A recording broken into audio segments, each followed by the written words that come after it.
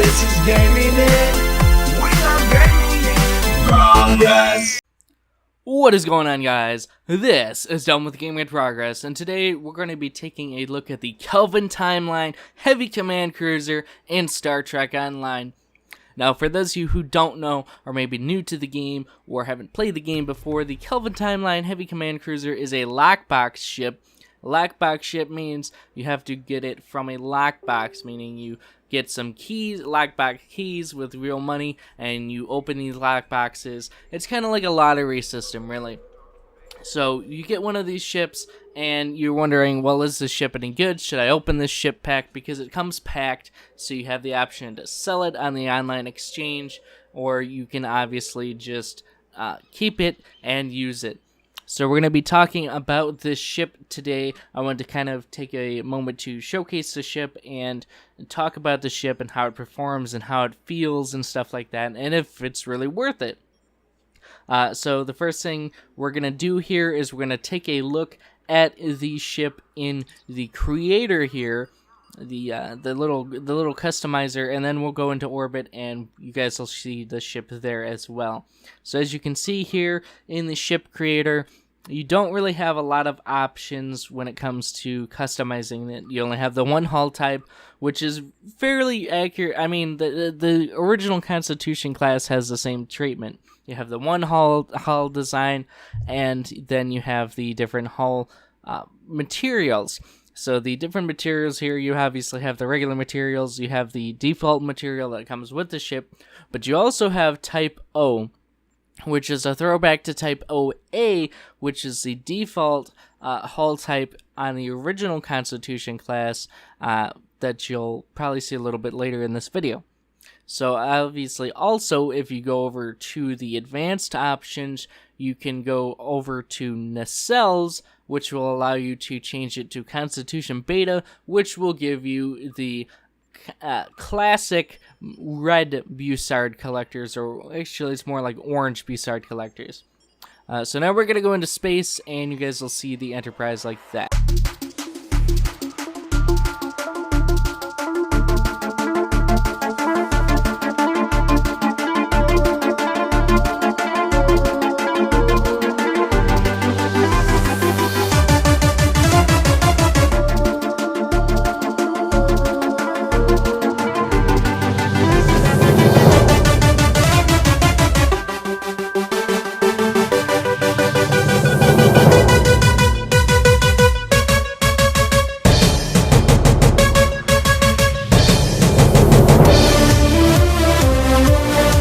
Okay, so one thing I want to make note of here too is I found a original Constitution class flying around, or actually kind of just sitting around in orbit, so I decided to fly up next to it, take some screenshots, and show you guys really that the comparison between the two ships. And as you can see here, the Kelvin Timeline Constitution Cruiser is at least twice as big as the original Constitution class cruiser, which really goes to show, like, Starfleet wanted, when they built the Constitution class in the Kelvin Timeline, they really wanted it to be a big, powerful, almost warship here.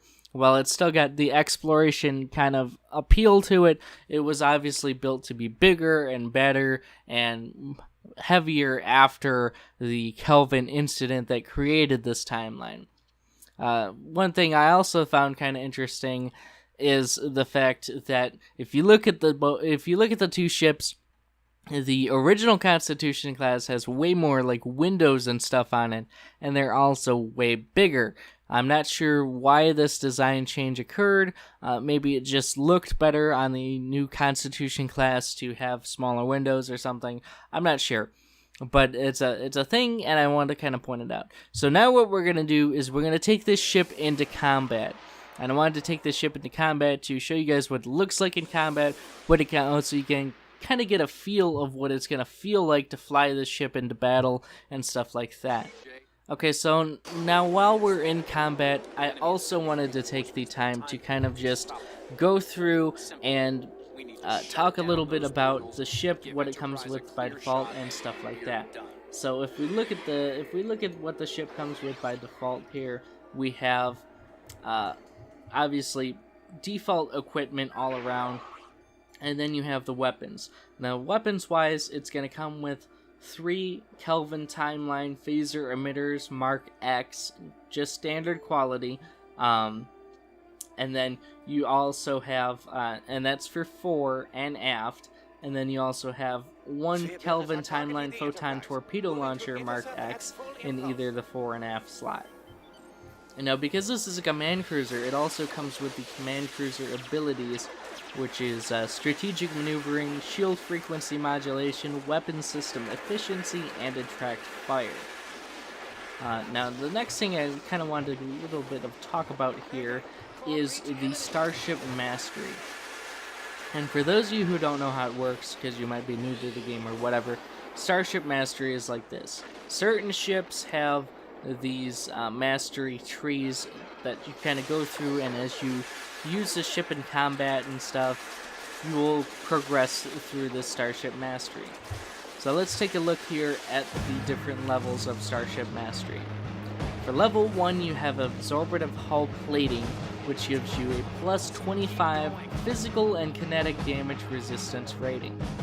At level 2, you have rapid repairs, which allows you to regenerate 1.25% of your maximum hull every 3 seconds in space. Twice this amount is regenerated out of combat. For level 3, you have emergency hull plating, which gives you plus 25 all energy damage and radiation damage resistance ratings. For level 4, you have armored hull, which gives you a 10 plus 10% additional hull hit points. And for level 5, you have down but not out, which allows you to unlock the Starship trait, down but not out. While this trait is slotted, as your ship takes damage, you are able to reroute power from damaged systems to increase the maximum power potential of all your subsystems, allowing a higher capacity or a higher cap on your potential performance. So basically what this means is as your ship takes damage, you're going to get a boost of shields and weapons and engines and stuff like that, because it's going to boost your auxiliary power, which then gets transferred to your main power. So let's take a look here at the base stats for the ship, and then we're going to talk about the special console that comes with this ship. Okay, so it's obviously a tier 6 ship, and at level 60, you're going to have 58,000 base hull. It has a standard 1.1 shield modifier. You have 4 aft weapons and 4 aft weapons. You have a Lieutenant Commander Tactical Bridge Officer Station. You have a Ensign Engineering Bridge Officer Station. And then you have a Commander Engineering Bridge Officer Station. But this is also a command slot, which means you can equip a bridge officer with command abilities and use those command abilities in this slot. And then we also have here a Lieutenant Science Station, which is also a Temporal Operative Station, which means you can equip a Temporal Operative Bridge Officer here and use those special abilities. And then lastly, we have a Lieutenant Commander Universal Station, which this one is really useful. Universal Stations are generally useful, but really when they're Lieutenant Commander ones, they're really useful.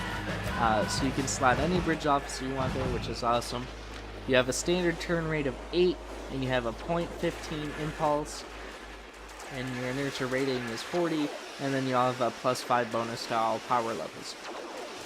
So next, I want to talk a little bit about the special console that comes with this ship, and that would be the Auxiliary Warp Core Ejection. And this allows you to eject a series of auxiliary warp cores behind you and detonate them. Each detonation will cause a large amount of kinetic damage to foes caught in the blast, while freeing your own ship from movement impairing effects and increasing maneuverability briefly with each explosion. So basically, you're gonna damage enemies within a 5-kilometer radius, and you're gonna also free yourself from tractor beams and other movement impairing stuff, which is really awesome. So it's a really useful console to have, and it's a universal console, so you can slot it on any ship in any slot, which is awesome.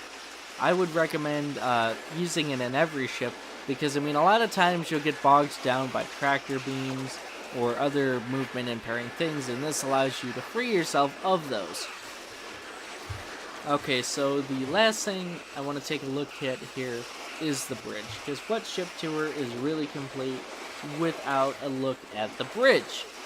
So we're going to go to the bridge here, and we're going to take a look at it. Now, as you can see here, while we're at the bridge, it's really well done. Just like the rest of the ship, the bridge looks amazing. It looks just like it was pulled out of the movie. It's got everything from the lens flare to the newer seat designs to all of the stations and stuff like that. And as you can see, the console stations are kind of stationary. I mean, they don't really move around. The displays don't really move like some of the other displays. I'm not really sure why they didn't decide to animate these displays. It was a little disappointing, but not too much. I mean, you don't really spend a lot of time on your bridge anyway. The bridge is kind of for like role playing and just a little bit of extra cosmetic. One thing that, however, that really let me down is the fact that while you can go into the turbo lifts, you can't do anything with them because both the Constitution class and the Intel Dreadnought only have bridges for the ship interiors. Okay, so as we can come over here to the view screen, though, you can see that we have a nice view screen that you can see out into space. You can see the hull stretching downward in front of you, which is awesome. And the way it's really got the futuristic view screen. And the way the futuristic view screen works is obviously the face kind of just appears in front of you and kind of blends in with space, which is awesome. So as we can tell, I mean, it's very well done. Again, it is a disappointment that they didn't add the Vengeance or add the Enterprise interior. I mean, let me put it to you this way: I have the original Constitution class ship, and I also have the original Constitution interior, circa 2233 or whatever. And they did an amazing job of the original Constitution interior. A truly amazing job, and I thought they were going to do the same for this. And while the bridge looks amazing in this, I'm disappointed that they didn't add the rest of the interior of the ship. I can understand them not doing it for the Vengeance, and they didn't do it for the Vengeance either. But the Vengeance is a ship that can be piloted by one person, and it's a very bleak ship and a kind of boring on the inside. It's very intimidating and large on the outside, but on the inside, it's just kind of boring to look at. So, I feel like that's really all I can say about this ship. I would say if you can get one, or you have somebody who can let you test it out, go for it. Try it out, see what you think of it. I definitely think it's a lot of fun to fly around in. It feels great, it moves fast, and it does well in combat. It does well in player versus enemy combat.